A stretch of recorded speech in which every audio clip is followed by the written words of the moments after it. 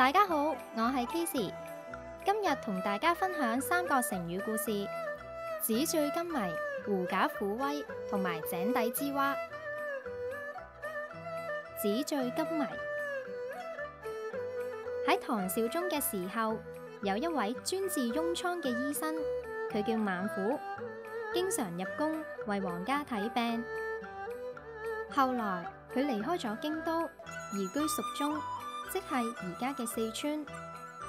由於佢對宮廷內嘅生活非常了解，而且好羨慕，因此佢就將自己屋企佈置得富麗堂皇、與眾不同。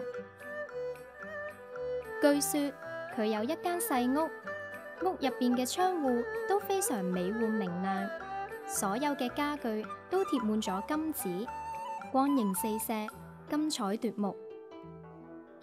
有人親眼睇到，就返嚟同人講：此室暫氣，令人金迷紙醉。意思即係話，假如喺呢一間屋仔稍作停留休息，就會令人沉迷於金子嘅耀眼光彩之中。後來啲人就以紙醉金迷呢句成語去比喻一啲嬌且淫逸嘅享樂生活。狐假虎威。喺戰國嘅時代，楚宣王好奇怪北方嘅人民點解會特別怕佢嘅大將超奚戌，因此佢就問朝中嘅大臣究竟係咩原因。朝中有個大臣叫江越，用咗一個寓言故事嚟同楚宣王解釋。有隻老虎捉到一隻狐狸，呢隻狡猾嘅狐狸就恐嚇老虎話，佢係天帝派嚟管理百獸，如果老虎食咗佢，就會激嬲天帝。如果唔相信，可以跟住佢後邊睇下其他嘅野獸係點樣俾佢餵服。老虎聽咗狐狸嘅說話，果然跟住狐狸。一路上，其他嘅野獸離遠咁望見狐狸，又真係好快咁逃命。老虎見到呢個情況，都唔知野獸怕嘅係自己，定還是真係怕咗狐狸呢？而家大王嘅兵權都喺超奚戌手上，北方人民所怕嘅，其實就係怕大王嘅軍隊啫。呢個故事記載於《國策》一書入邊，而狐假虎威就出於呢一個故事。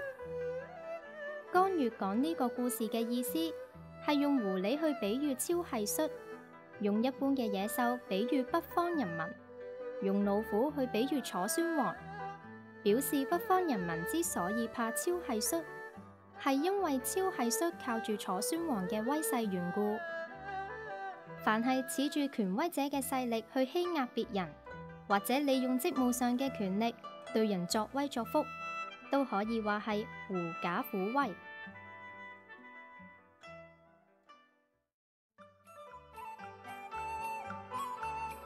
井底之蛙。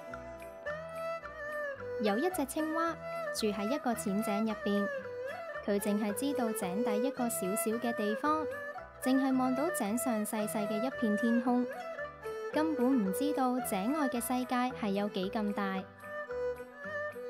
有一日，嚟自東海嘅大魚出現咗喺井口上面，青蛙得意洋洋誇口咁同佢講：喂，你睇我呢度幾好，我可以好自由咁跳，又可以好悠閒咁坐喺井入邊休息。要游水，水又好充足，可以浸住我對腳，浸到我下巴。要散步，又可以喺遠遠嘅爛泥上舒舒服服咁行嚟行去。同我一齊嘅小蝌蚪、小螃蟹，邊個都比唔上我。我簡直係逍遙自在，快樂無邊。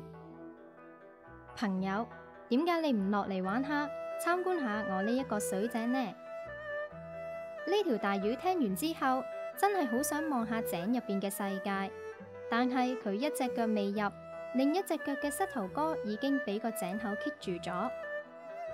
大魚唯有褪後一步，企喺井嘅側邊，對住青蛙講：朋友，你知道東海嗎？東海之廣，何止千萬里；東海之深，何止千萬丈。連續鬧咗幾年水災，海水漲咗唔少。連續乾旱咗幾年，海水亦唔見得淺咗。住喺咁大嘅東海入邊，先至真正嘅逍遙快樂啊！